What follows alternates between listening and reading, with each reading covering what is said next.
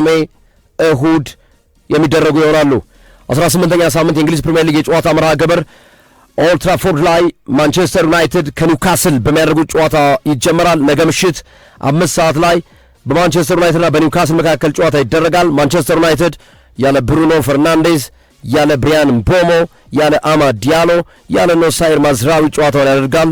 በተለይ ያለ ብሩኖ ፈርናንዴዝ የሚደረገው ጨዋታ ተጋጣሚ ኒውካስል ከመሆኑ ጋር ተያይዞ ከባድ ፈተና ሊገጥመው እንደሚችል ተገምተዋል። ለአንድ ወር ከሜዳ ይርቃል ብሩኖ ፈርናንዴዝ በሃምስትሪንግ ጉዳት ምክንያት። ቅዳሜ በ18ኛው ሳምንት የእንግሊዝ ፕሪሚየር ሊግ የጨዋታ መርሃ ግብር ቀን 9 ሰዓት ተኩል ላይ ኖቲንግሃም ፎረስት ከማንቸስተር ሲቲ ጋር ጨዋታቸውን ያደርጋሉ። 12 ሰዓት ላይ ኤምሬትስ ላይ አርሰናል ከብራይተንና ሆቭ አልቢዮን ጋር ይጫወታል። ብሬንፎርድ ከበርንማውዝ፣ በርንሌይ ከኤቨርተን እንዲሁም ሊቨርፑል ከወልቭስ ጋር ይገናኛሉ። አንፊልድ ላይ የሚደረግ ጨዋታ ነው።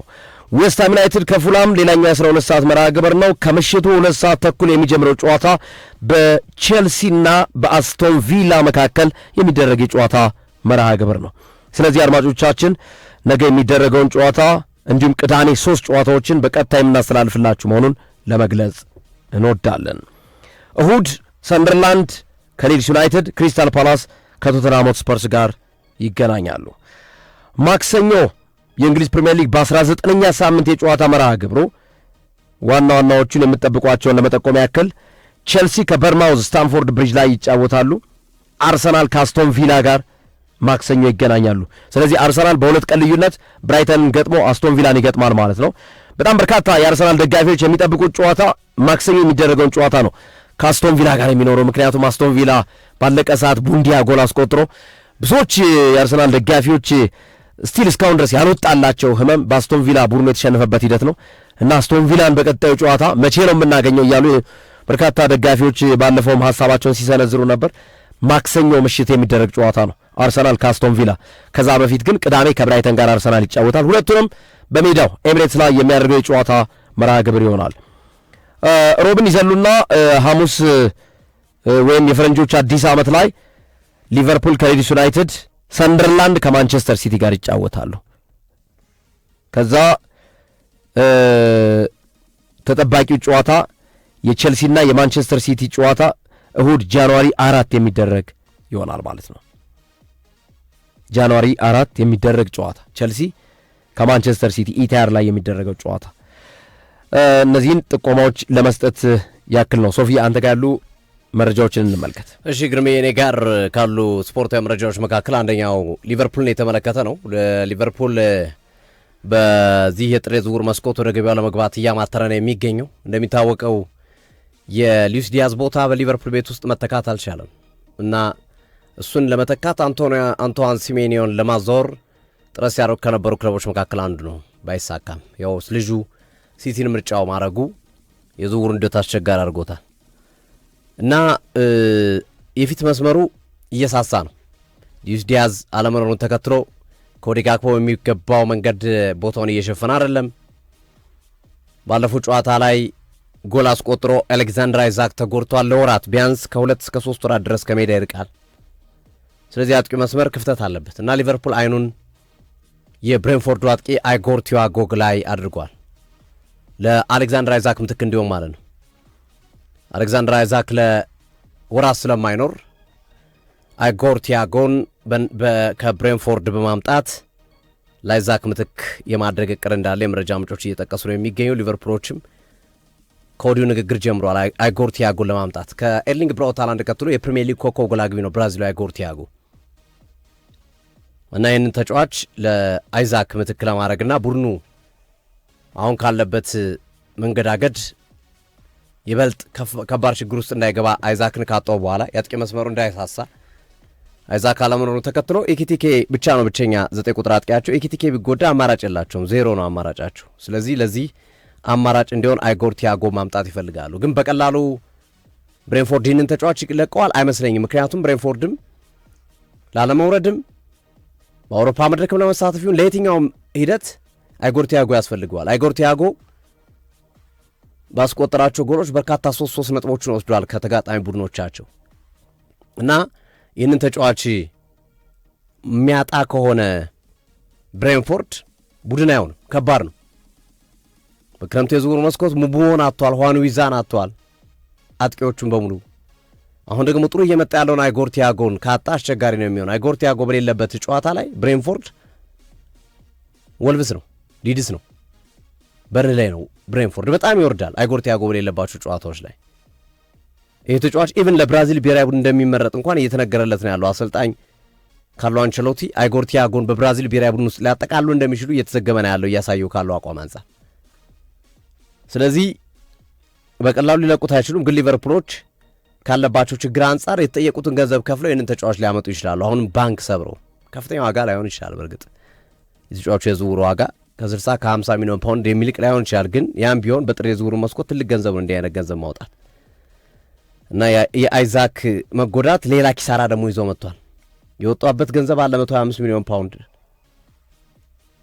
የሱ መጎዳት ደግሞ እንደገና ሌላ 60 እና 70 ሚሊዮን ፓውንድ እንዲያወጡ ሊያስገድዳቸው እና በአይዛክ ሊቨርፑል 125 ሚሊዮን ፓውንድ ብቻ ሳይሆን ያወጣው አሁን ተጨማሪ ተጫዋች ቦታ እንዳይጎር ቲያጎ ተጫዋች አይነት ተጫዋች የሚያመጣ ከሆነ በሱ ሉዝ ምክንያት የሚመጣ ተጫዋች ስለሆነ የአይዛክ ችግር ለሌላም ተጨማሪ ችግር እየዳረጋቸው እንደሆነ መናገር ይቻላል ሊቨርፑላውያን እና ይሄ ተጫዋች ምናልባት በጥር የዝውውር መስኮት አይጎር ቲያጎ ሊቨርፑልን ሊቀላቀል የሚችልበት እድል እንዳለ የመረጃ ምንጮች እየጠቀሱ ይገኛሉ።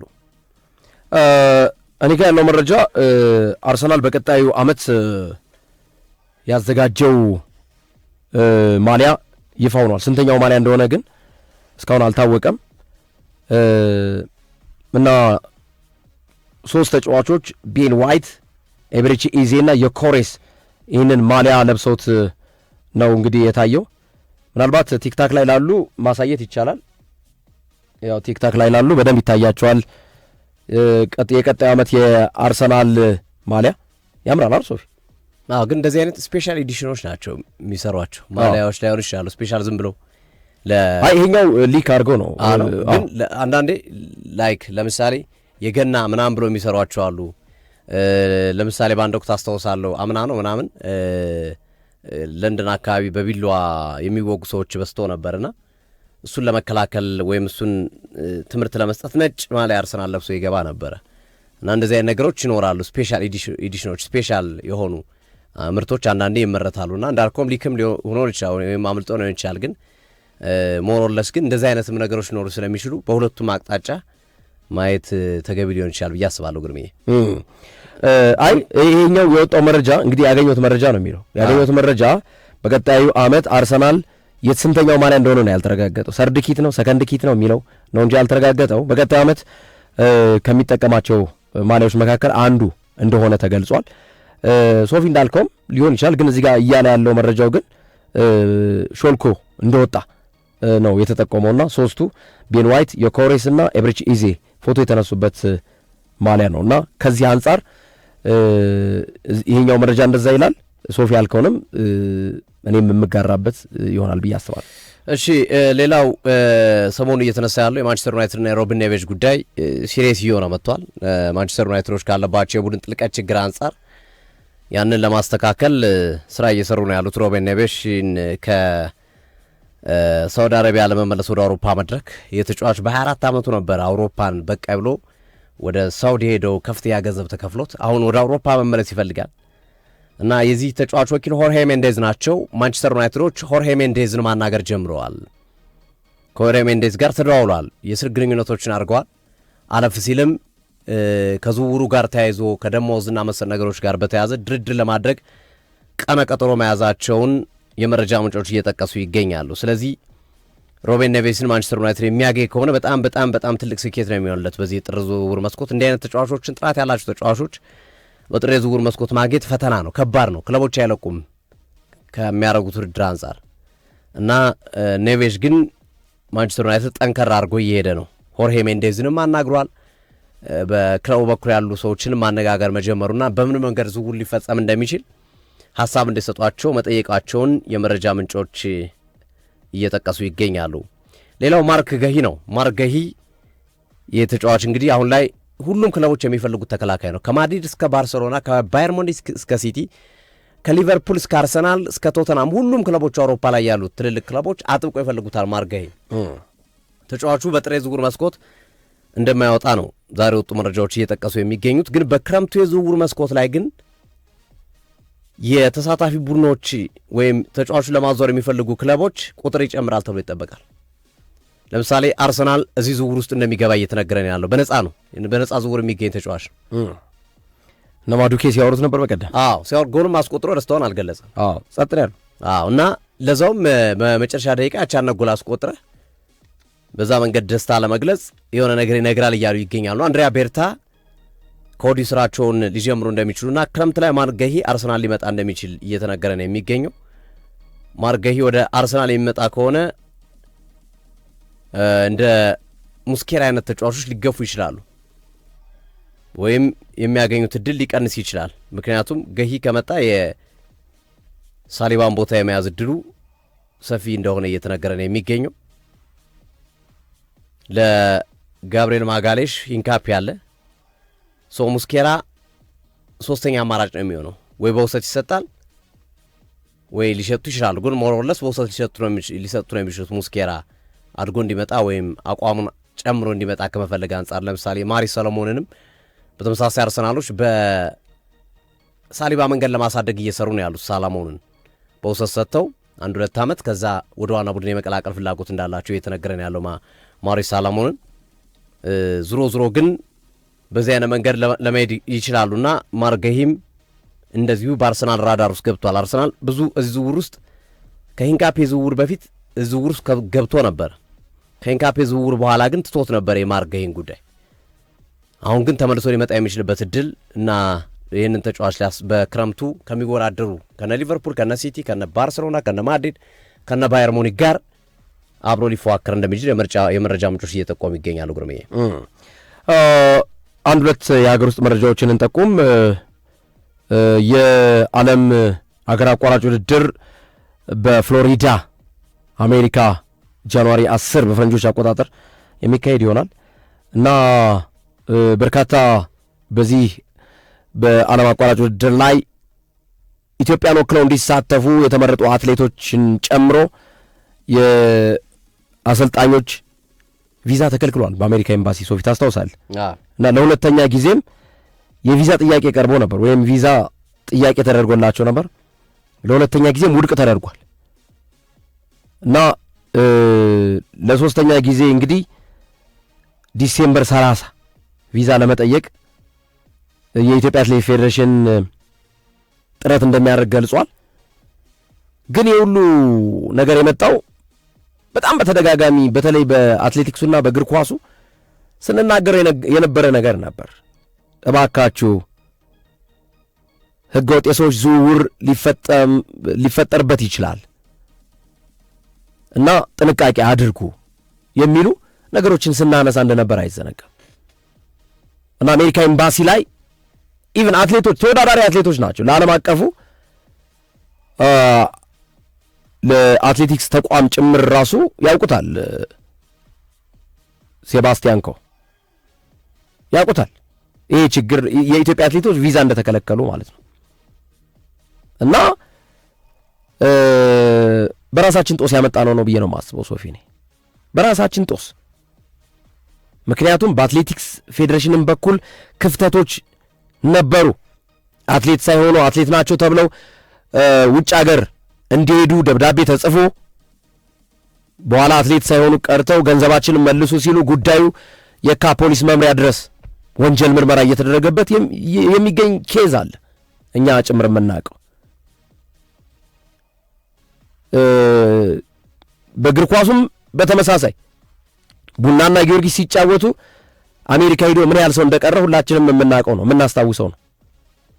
ቡናና ጊዮርጊስ አሜሪካ ጨዋታ ያድርጉ ተብሎ የኢትዮጵያ ብሔራዊ ቡድን ከሎዶን ዩናይትድ ከተባለ ክለብ ጋር ይጫወታል ተብሎ ከታችኛው ዲቪዚዮን ጋር የሚጫወት ቡድን አሜሪካ ሄዶ ምን ያህል ሰው እንደቀረ ሁላችንም የምናውቀው ነው። ያ ያመጣው ኢምፓክት ይመስለኛል። አሁን አትሌቶቻችንን ጭምር አሜሪካ ላይ ከ15 በላይ ናቸው ሶፊ፣ በጣም የሚገርም ቪዛ የተከለከሉት ያሳዝናል።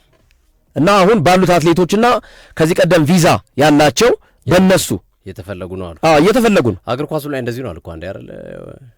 ባለፈው ሲሄዱ እኮ ቪዛ ተከልክሎ ቪዛ ያላችሁ ማን ናችሁ ተብሎ እግር ኳሱ ላይ የብሔራዊ ቡድን እንዲጫወቱ ተደርጓል። አሁንም ደግሞ ቪዛ ያላችሁ አትሌቶች እና ማን ናቸው ተብሎ እንዲካፈሉ እንደ አንድ አማራጭ እንደ አንድ ኦፕሽን ተይዟልና የሁሉ ጦስ ያመጣው ነው ሶፊ። ሌላው የምኞት ደበበ ኬዝ አሁንም አነጋጋሪ ሆኗል። በተለይ የዳኞች ኮሚቴ ሰብሳቢ ስህተት ተሰርቷል፣ ቀይ ማየት አልነበረበትም፣ ግን ቀይን የምንሽርበት ህግ ስለሌለን ቅጣቱን ይቀበላል ማለታቸው አነጋጋሪ ሆኗል። በእንግሊዝ እኮ የብሩኖ ፈርናንዴዝ ቀይ ካርድ እኮ በቅርቡ ተሽሮለታል እኮ እንዲነሳ ተደርጓልና ይሄ በጣም የሚገርም ነው እንዴ። የዳኞች ቀይ ካርድ የማንሳት ሂደት የለም ካልክ የወረደ ክለብ የመመለስ ህግ የት ላይ ነው የተቀመጠው? በኢትዮጵያ ላይ ወደ ታች ዲቪዚዮን የወረደ ክለብ ተመልሶ በዋናው ሊግ ላይ እንዲጫወት የትኛው ህግ ነው የሚፈቅደው? የትኛው ህግ ነው? ዓለም ላይ የሌለ ተግባር በጎን ትፈጽማለህ፣ በጎን ደግሞ ቀይ የማንሳት ህግ ስለሌለ በጣም ይቅርታ እንጠይቃለን ግን ቅጣቱን ይፈጽማል ብለህ መናገር ማለት ምን ማለት ነው? ምን ያህል ሊጋችን የወረደ መሆኑን ማሳያ ነው። ይሄን ለማለት ብዬ ነው ሶፊ። እንሰነባበት። ዳኞች ኮሚቴ የማስፈጸም አቅም ዜሮ ነው። ዜሮ ዳኞች ኮሚቴ አለም ማለት አይቻልም። አለም የምንለው ደረጃ ላይ አይደለም።